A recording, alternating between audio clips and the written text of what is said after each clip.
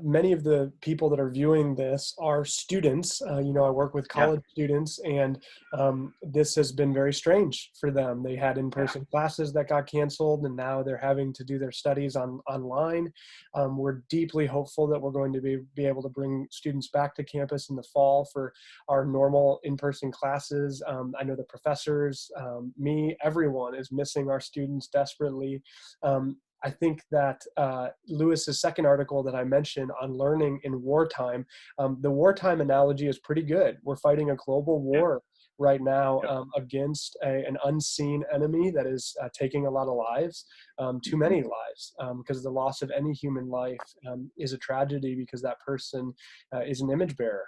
But Right. what advice does Lewis have? What advice do you have, Bill, for our students that are having to adjust and change and are still doing classes? And what does Lewis say? What are a couple points from that article, and how would you apply those and encourage our students to keep on keeping on in the midst of their studies in this strange moment? Yeah. Yeah. And actually, if you're a student and you're like, I might read one of these articles that Paul sent, I'm definitely not going to read both of them. And I get that. We all have to make choices in our time. I would read this one because I think Yes, this is the one that most agreed.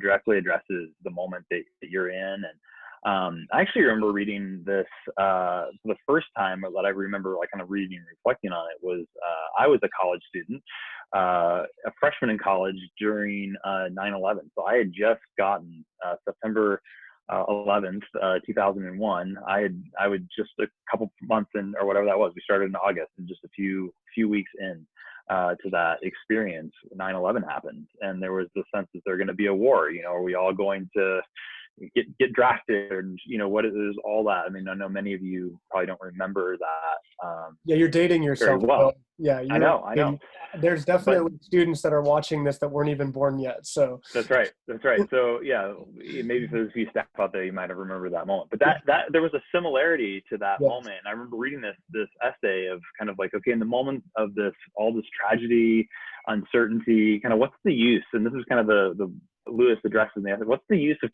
keeping going to higher, finishing advanced chemistry and studying, my 17th century English literature poetry class, or what does that matter in light of a terrorist attack or a global pandemic? Don't we just need to get out there and help people or be a part of the cause? Is there, what's even the point? I might not even get to finish. And that's kind of how Lewis even opens that, and he says, what's the use of beginning a task which we have so little chance of finishing, or even if we ourselves should not be interrupted by death in military service? Why should we indeed continue to take an interest in these, it's called placid occupations, when the lives and liberties of Europe are in the balance? Is it not like fiddling while Rome burns? And that's kind of the tension he starts in this article. Is this just pointless to keep going to school in the midst of this? And he kind of walks through this, and he really makes a case for why it is so important to train in the life of the mind. That the God has given us minds, He's given us brains, and depending on how you do all that, those are one and the same, and how you figure out mind body dichotomy, all that. But mind, brain to think and to work through all of that, and it is a gift to be able to learn. And you're becoming a kind of person who, again, can be better equipped to serve and love your neighbor one day. So I think you have to keep the long view, the horizon in place.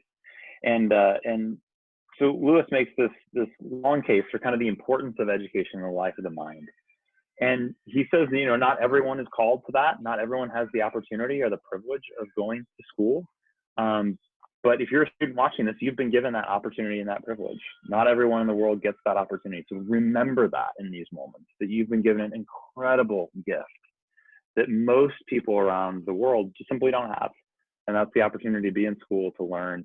And because God has given you that gift, now is not the time to squander that or to let up on that. It's to lean into it. Say, God has given me this opportunity for such a time as this. How can I make the most of it right now for what He might have me to do in the future? And I can guarantee you, training your mind is going to prepare you for whatever you do in the future. So I love this turn. Lewis says, the learned life is then for some a duty.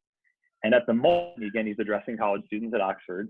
It looks as if it were your duty. And so, college students at Sterling, the learned life is a duty for some, and it looks as if the moment if it's your duty.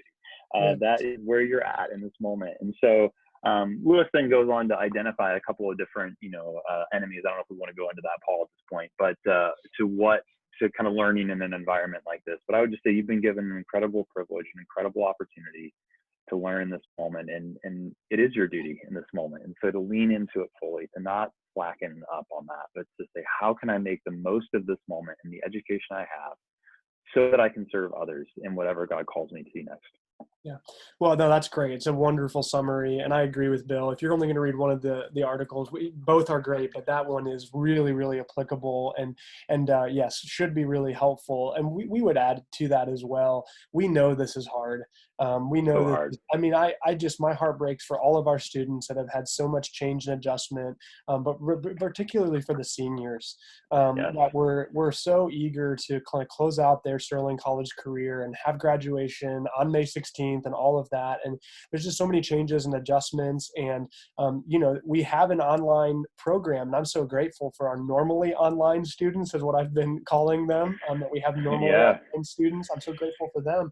But those of you that were campus-based students, you had the opportunity to pursue online education, and you decided not to. You decided to come and enroll in Sterling College and play a sport or do an activity or just be a really great student and receive our world-class education here. And so that's different now. And so it's okay to not be okay. It's okay to not be okay, and it's okay to grieve these changes and to be frustrated by having to do online learning. We hope it's only for another month or so until the semester ends and that we can bring you all back in the fall. But I'd agree with everything that Bill said and everything that Lewis said about not squandering and trying to still invest in the midst of it. But it's also okay to be frustrated or bummed or kind of grieve this time as well.